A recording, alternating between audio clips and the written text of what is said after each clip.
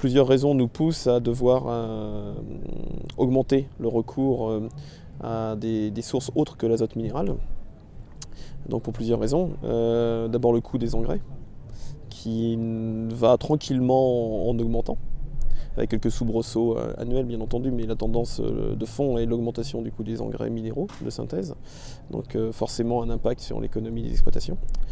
Ensuite, les risques de transfert d'azote minéral hors des parcelles agricoles, donc qui peuvent générer soit des impacts environnementaux et puis générer des contraintes réglementaires pour les agriculteurs. Donc tout ça concourt à devoir concevoir des systèmes qui sont plus autonomes vis-à-vis des engrais azotés, tout en maintenant leur productivité, bien entendu.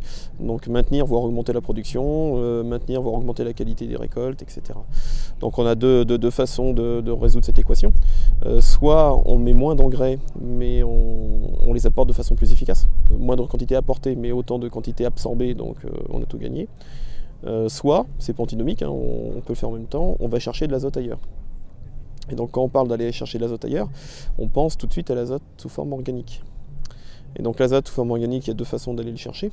Soit on va le chercher sur une autre exploitation, c'est-à-dire en gros on recycle de l'azote sous forme de produits organiques.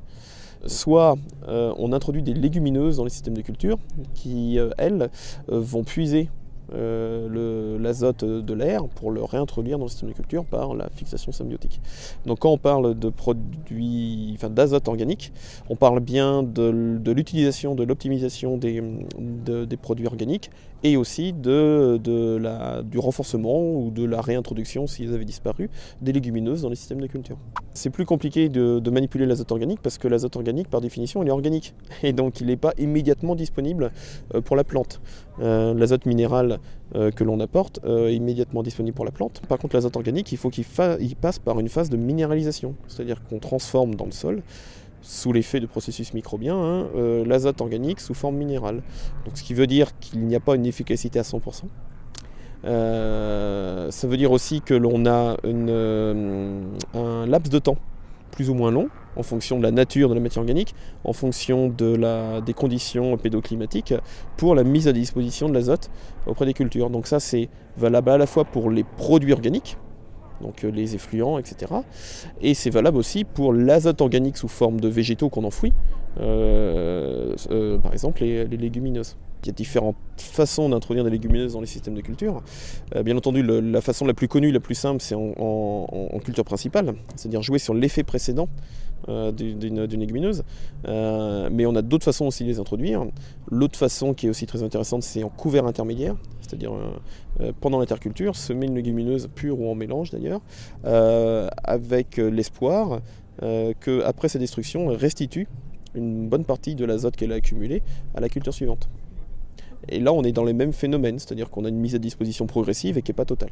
Pro, alors c'est le nom savant pour les produits organiques, ça veut dire produits résiduaires organiques. C'est-à-dire ça inclut tous les produits organiques que l'on peut trouver sur le terrain, donc les effluents d'élevage, qui représentent la majeure partie en termes de tonnage des produits organiques disponibles en France, mais aussi les effluents agro-industriels, donc par exemple des vinasses de sucreries de betterave, etc. Et des effluents urbains. Donc les boues de stations d'épuration, les composts de déchets verts. Donc on met tout ça peut potentiellement à un moment ou à un autre arriver sur une parcelle agricole. Valoriser l'azote des produits organiques, c'est une voie très intéressante. Ensuite, on ne valorise pas de la même façon un produit selon sa composition, selon sa rapidité d'action, selon la culture sur laquelle on l'applique. Donc c'est pour ça qu'on a besoin de caractériser les produits organiques en premier lieu. Et ensuite, on doit adapter la période d'apport en fonction de la culture. Donc c'est très technique. C'est pas aussi simple que d'apporter de l'azote minéral, mais c'est tout à fait faisable et c'est même recommandé parce que le recyclage de l'azote est indispensable de toute façon à la stabilité du système.